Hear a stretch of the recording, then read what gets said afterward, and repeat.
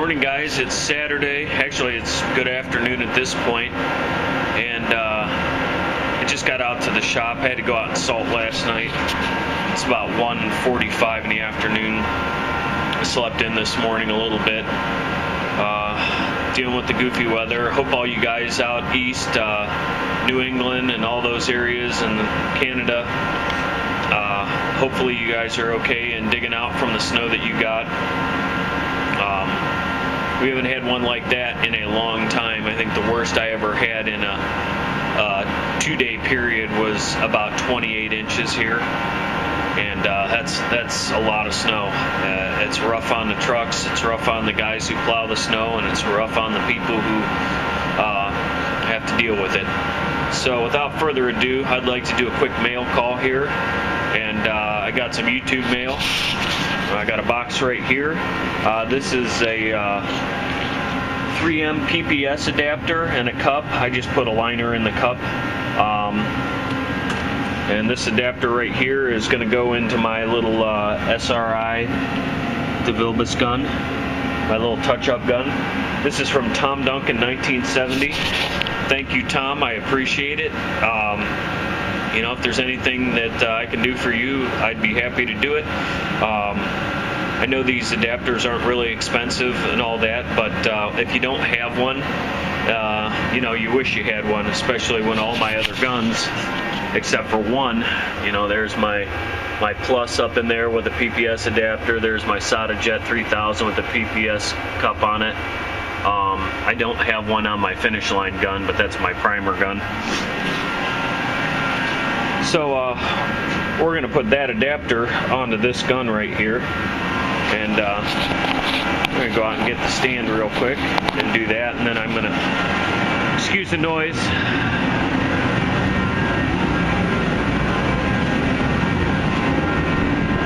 we're going to finish blocking those couple primer spots out from yesterday.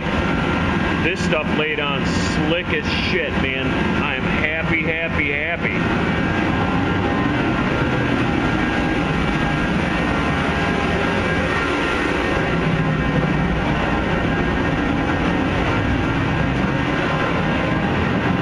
I noticed a couple of you guys are pulling the night shift last night, doing the snow watch or whatever you were doing. I watched, when I came back from Salton at 3:45 this morning, there was a video that got put up at like 1:30 or 1:45 in the morning from Anthony over at HO Motorsports, showing, you know, how much snow they'd been getting and all that. So I watched a couple of videos real early this morning. We're going to put that adapter on here real quick. I've already kind of cleaned it up just to make sure it was ready to go. You know, it was in a box and getting transported and all that. So, and I cleaned out my gun.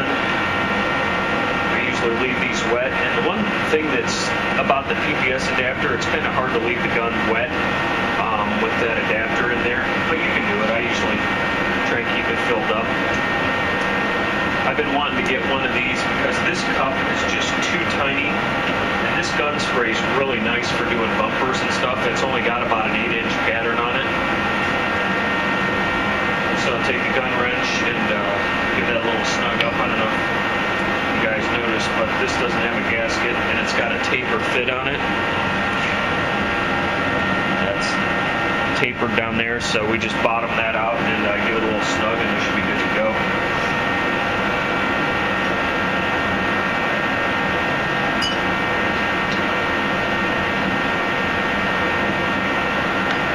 Tight enough so when you unhook that PPS cup that it doesn't dislodge it from the gun body.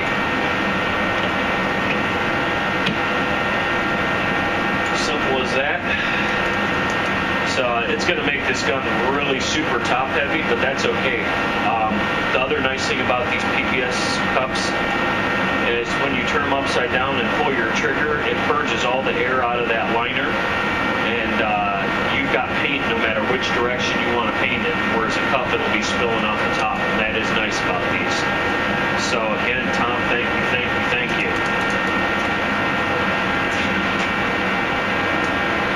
So we're going to just hang that up over here for now, and we'll let the heat run for a while. I want to let that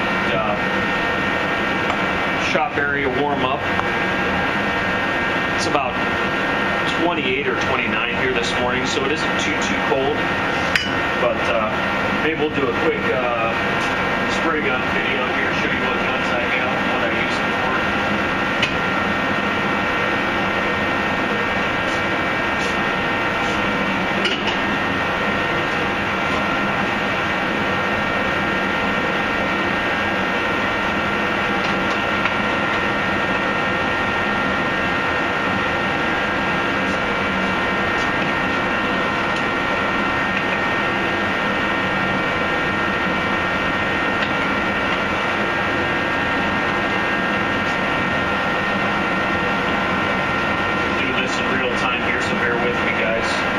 Set up to do this, but I need to kill some time while I'm waiting for that heat to get going here.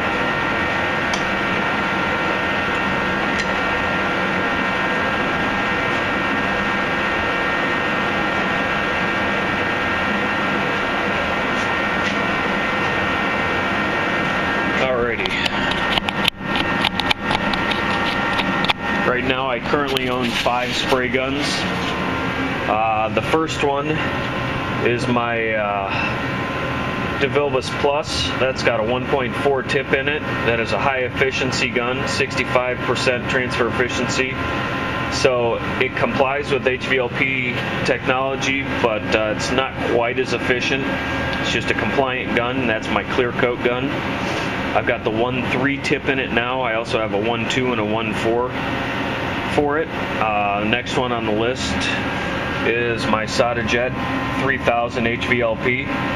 This is a digital gun. This was an eBay buy. I think I gave $300 for it on eBay, and it's a great base coat gun. It really has a nice atomization to it, but it's again a 1.3 tip in this one, and it doesn't put down a lot of material, but it's perfect for base coat, and you can do some clear coat with it too. I like the Plus a little better. It's just my preference. A lot of my problems in the shop here is the cold temperatures, and the DeVilbiss works a little better because it puts down more material. So truly, you're not putting down a better finish, you're just putting more material down that flows a little better. And I use a lot of accelerator or use speed clears with that gun here in the winter time because it just tends to work better in my shop conditions. So, you know, the Jet, I wish I had an RP for a clear gun or a Segola or something like that, but the price was right at the time for the Plus, and I really do like the gun. Maybe someday I'll own an RP or a Segola or something like that.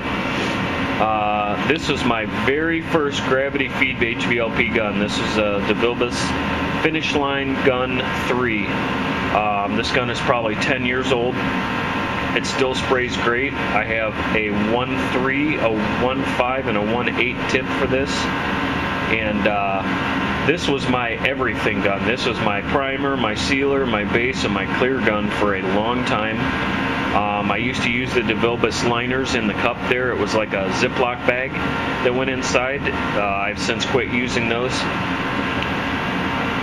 just due to the fact that this is pretty much demoted to my single stage and primer only gun.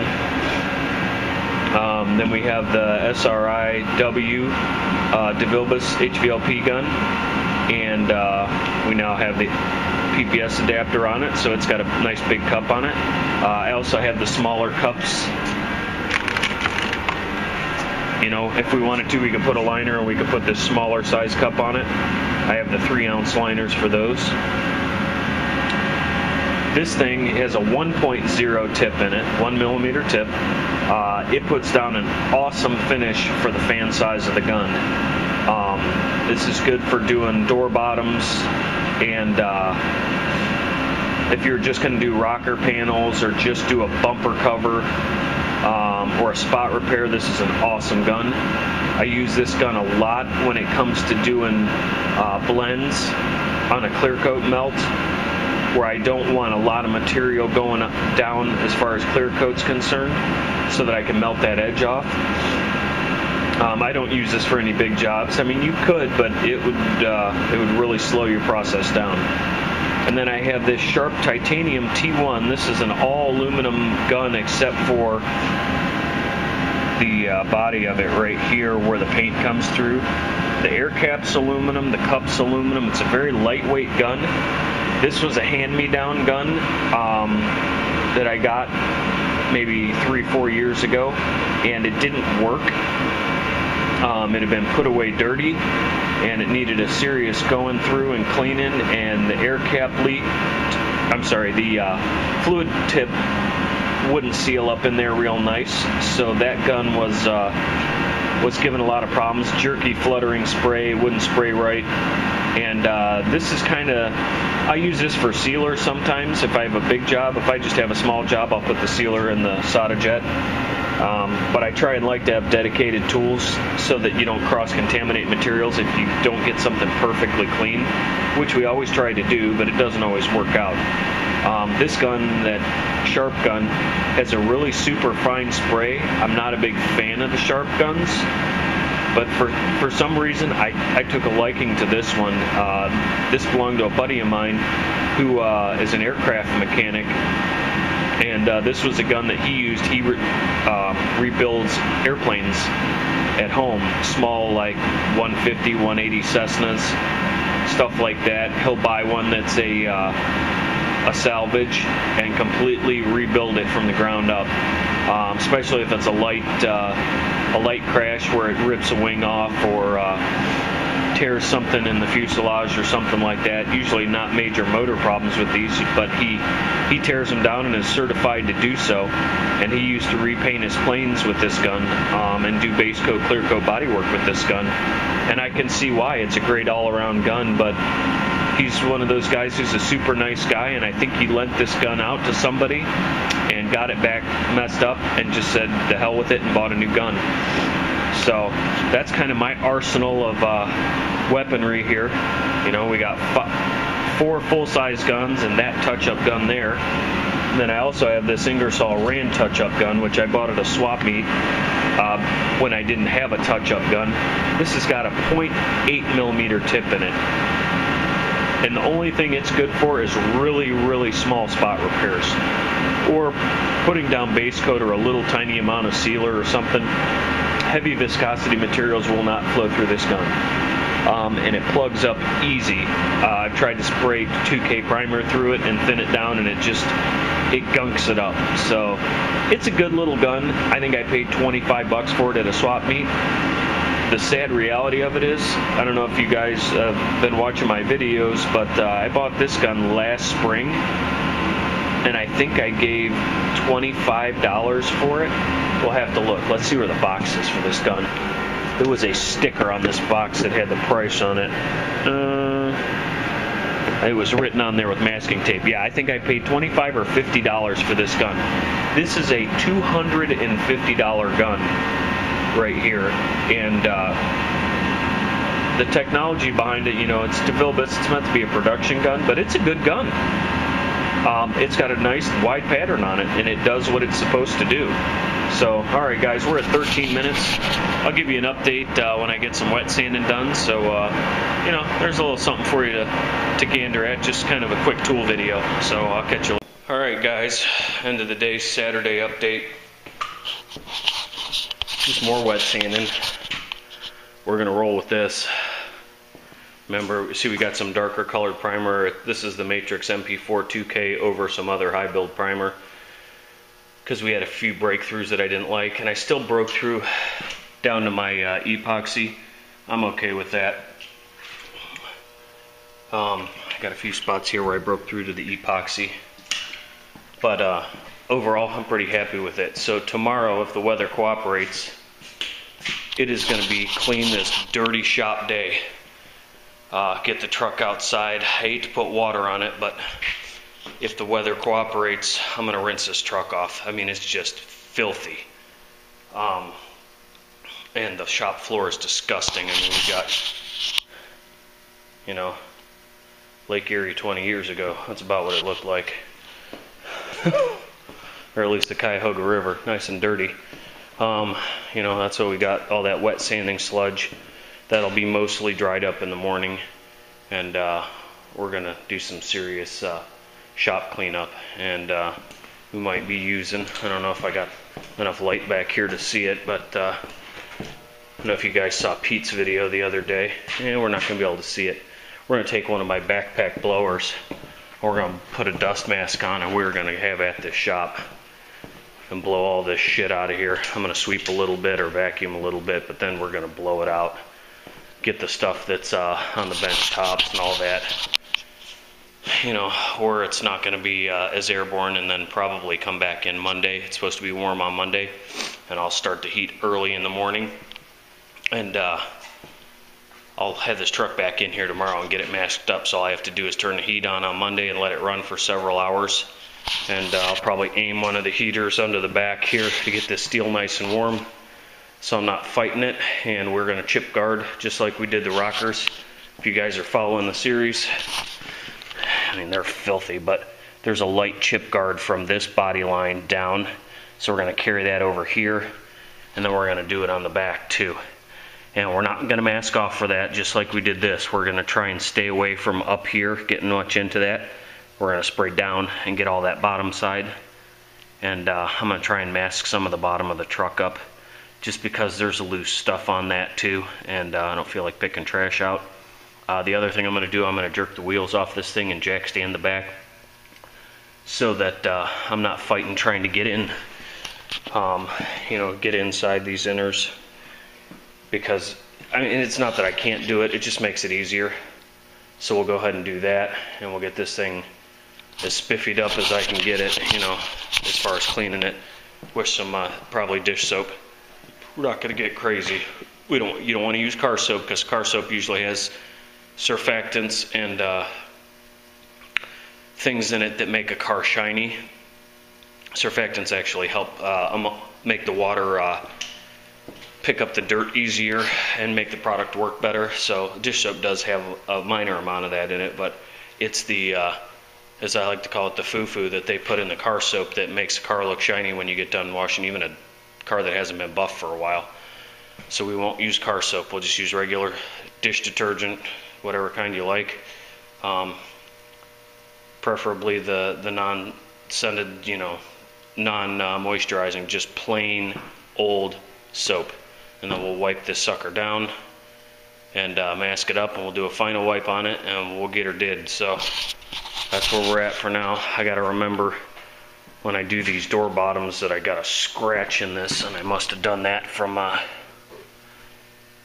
moving these doors or something. I don't know what the hell I did, but I mean, they're pretty clean. And I got a little bit of, oh, you know what that is? That's red paint. Paint must have got in my under my masking or something like that. So I should be able to just wet sand that off a little bit. And we're gonna get some front fenders ordered, and as soon as this bed is painted, I'm gonna get on this hood and get stone chips out and get my doink taken care of here, and get all the stone chips and all the bullshit taken care of on the front of this. And we'll cut in a couple of fenders and get those on, and then we'll paint the hood and the fenders and probably the doors all at the same time.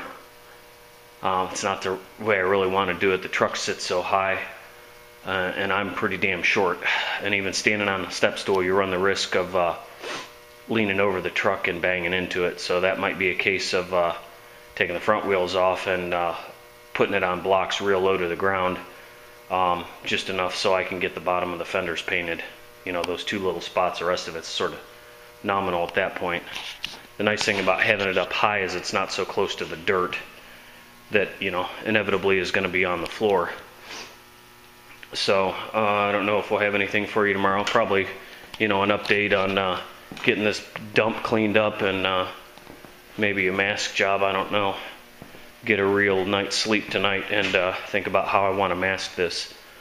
If anybody has any input for me and has seen how I masked the cab to the bed before, I basically took paper from the bed over to here and pulled it tight, and then I'll probably do a lot better job when I paint. I just did a quickie for a primer, and then I bagged the rest of the truck. But I actually had paper coming up from here to the cab And I will mask the inside of the bed. I will not leave the bed open when I paint. Too much risk for trash coming up out of there. And I got to blow out these openings super good, because we don't want any trash blowing out of there when I'm putting my paint on.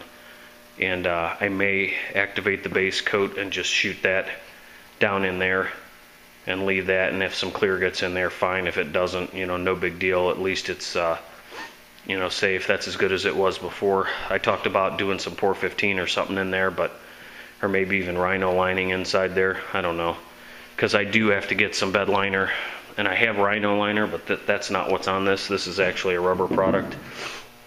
I'd like to duplicate that and redo the bed liner in it, at least, you know, blend it into where I had to tear it out. So we'll have to do that, and I'll probably bring it up to this part of the bed rail up in here this time, just to cover that up, so when I put my new diamond plate bed rails on there, it's not rubbing on the paint. And as a matter of fact, I can even come to the outside here, you know, after this paint's cured for a while, and bed liner over the rail and then put those caps on. The only problem is then I'll have to bolt them instead of gluing them. Or I'm sorry, not gluing them, but they had double-sided tape on them. I think I may have shown this, maybe not. Hang on.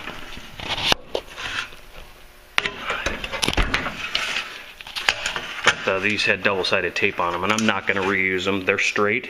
So if anybody needs a set for a short bed Silverado 01 to 06, or probably 99 to 06, they're not terrible. They're not bent to hell from taking them off or anything, because I took them off with a filler spreader. They're just not shiny anymore. So if anybody wants those, you can have them. Shipping would probably be not even worth it.